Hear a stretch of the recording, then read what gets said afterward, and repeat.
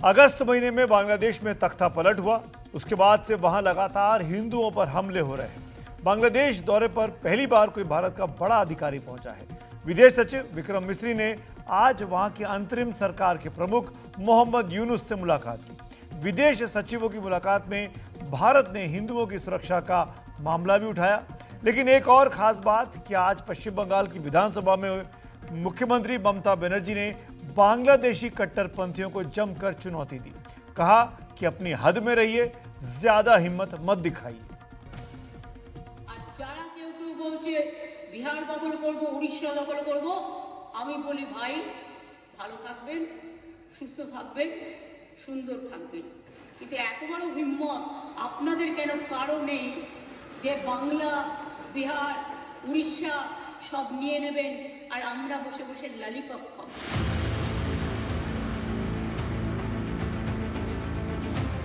पश्चिम बंगाल की मुख्यमंत्री ममता बनर्जी ने बांग्लादेश की उपद्रवी अरमानों को कैसे चुनौती दी, आपको आगे बताएंगे।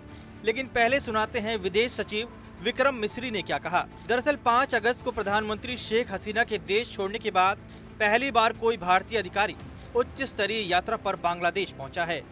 We also had the opportunity to discuss certain recent developments and issues, and I conveyed our concerns, including those related to the safety and welfare of minorities. We also discussed some regrettable incidents of attacks on cultural, religious and diplomatic properties.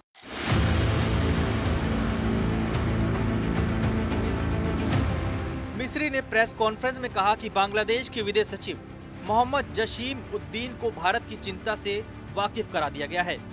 बातचीत में अल्पसंख्यकों की सुरक्षा के अलावा सांस्कृतिक और धार्मिक संपत्तियों पर हमले की घटनाओं का भी जिक्र हुआ। इस बीच बांग्लादेश में हिंदुओं पर हो रहे हमलों के विरोध में देश भर में प्रदर्शन जारी है। दिल्ली से लेकर गुजरात और जम्मू कश्मीर से पश्चिम बंगाल तक रैलियां निकाली गई। अब फिर से लौटते हैं ममता बनर्जी के बयान पर जो उन्होंने पश्चिम बंगाल की विधानसभा में दिया। আর যারা কেউ কেউ বলছে বিহার দখল করব, উড়িষ্যা দখল করব, আমি বলি ভাই ভালো থাকবেন, সুস্থ থাকবেন, সুন্দর থাকবেন। কিন্তু এত বড় হিম্মত আপনাদের কেন কারো নেই যে বাংলা, বিহার, উড়িষ্যা সব নিয়ে নেবেন আর আমরা বসে বসে ললিপপ খাবো।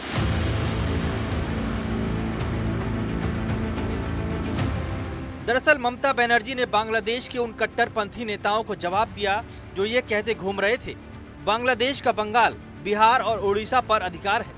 ममता ने उन्हीं को जवाब देते हुए कहा कि आप हमारी जमीन पर कब्जा करने की कोशिश करेंगे तो हम क्या यहाँ लॉलीपॉप खाते रहेंगे। बांग्लादेश में शेख हसीना के देश छोड़ने के बाद से ही हिंदुओं पर लगातार हमले हो रहे हैं। वहाँ कई हिंदू मंदिरों को नुकसान पहुँचाया गया है। और एक जल्दी से चलते हैं वीना सिगरी जी के पास, जो कि बांग्लादेश में भारत की राजदूत रह चुकी हैं। वीना जी, बहुत बहुत शुक्रिया वक्त निकालने के लिए। आज बड़ा इंपॉर्टेंट दौरा हुआ फॉरेन सेक्रेटरी का, विक्रम मिस्री साहब का। क्या आपको लगता है कि इस दौरे के बाद जो हिंदुओं पर एट्रोसिटीज़ हो रही है बांग्लादेश में, वो रुकेंगी? जरूर विक्रम मिश्री जी का जो दौरा आज था बहुत ही महत्वपूर्ण था।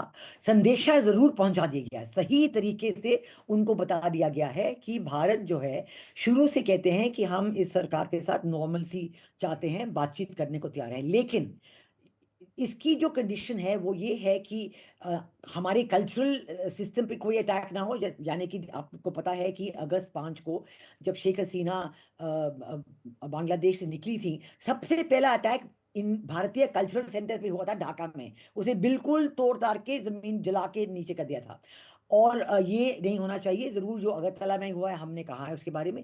दूसरी बात कि अगर ये हिंदुओं और माइनॉरिटीज, क्रिश्चियंस, बुद्धिस्ट, अन्य अल्पसंख्यकों पे जो अटैक्स हैं वो बंद नहीं हुए तो अन्य चीजों में प्रोग्रेस करना, बातचीत करना बिल्कुल फायदेमंद नहीं होगा। जो लफ्ज हमारे विदेश सचिव ने इस्तेमाल किए कि टॉक्स इन बांग्लादेश व फ्रैंक, कैंडिड एंड कंस्ट्रक्टिव, ये 3 लफ्ज जो है इससे सब कुछ पता चलता है कि जो बातचीत उनकी हुई है ढाका में, वो बिल्कुल ही उन्होंने फ्रैंक तरीके से समझा दिया है कि हमारे वरीज क्या हैं, हमारे पॉइंट्स क्या हैं, और ये भी बता दिया है कि ये पॉइंट्स पे जब तक बांग्लादेश साइड जी। ध्यान दे के उन पे अमल नहीं करते हैं, एक्शन नहीं लेते हैं, अन्य चीजों में बातचीत करने से कुछ आगे बढ़ने की चीजें बहुत कम जी। चांसेस हैं। चलिए, बहुत बहुत शुक्रिया वीना मैम से बात करने के लिए।